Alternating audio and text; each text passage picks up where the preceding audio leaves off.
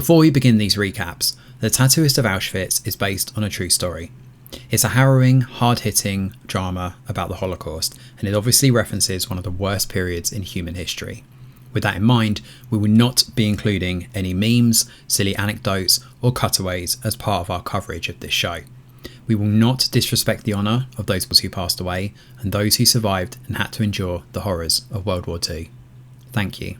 Episode 4 of The Tattooist of Auschwitz begins with a brief prologue, which eventually paves way for Lali being tortured and kept in solitary confinement. He's questioned over who has been giving him contraband, but Lali simply tells him he gets it in parcels. Despite having the words names thrown at him repeatedly, alongside stiff jabs to the face and ribs, Lali doesn't break nor reveal anything. The torturer is just as innocent as he is, given he too is a prisoner, and he tells Lali in confidence that he's being careful over where he's hitting so he doesn't break anything major or cause him lasting damage. The man also encourages him to hang in there, admitting that if he reveals any names then Lali is going to be killed, so he needs to hold on. Word of Lali's misfortune reaches Gita, whom Leon goes to see. His look, with a slight shake of the head, is enough for her to understand that this is serious. When air raid sirens wail and the whole camp goes into disarray, Gita sneaks over to the desks and tries to check the logs for Lali's whereabouts. She suspects he's been chosen for the gas chamber, but the reality is just as grim. He's being kept in the infamous Block 11 in Auschwitz 1. Gita knocks over the ink marker, and given Boretsky knows who Gita is, he surprisingly doesn't take her away when she's found out by Silka, the woman who works at this desk. Gita is shaken though when she finds out her parents didn't make it. She struggles to find her purpose, but in the end manages to hold it together long enough to ask Silka for help. Silka is someone we met right at the start of the episode, where she takes administration log and seemingly has no emotion about the ordeals the prisoners are going through. In reality, she drowns her sorrows by the candlelight that night, burning her hands so she feels the harshness of what's around her own personal coping mechanism. Silka is also involved in a sordid affair with one of the SS officers too,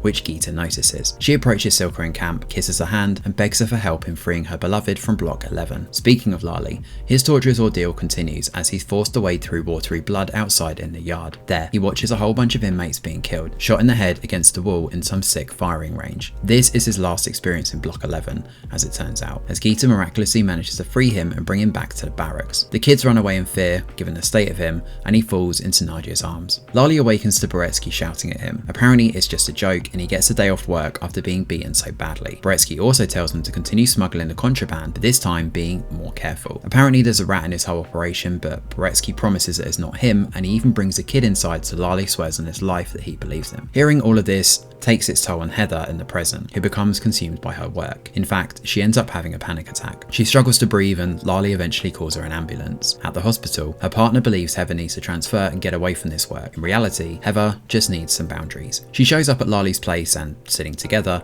she points out she needed some time on her own. She's never done anything like this before, and she explains to Lali that she's completely overwhelmed by what she's heard. She didn't want him to know she was struggling because it's such an important story. Heather is terrified of messing the story up and not getting the words out, but to show her trust, she hands over the first 150 pages of her novel so far. For now, they're definitely going to need to go ahead, but there are some ground rules.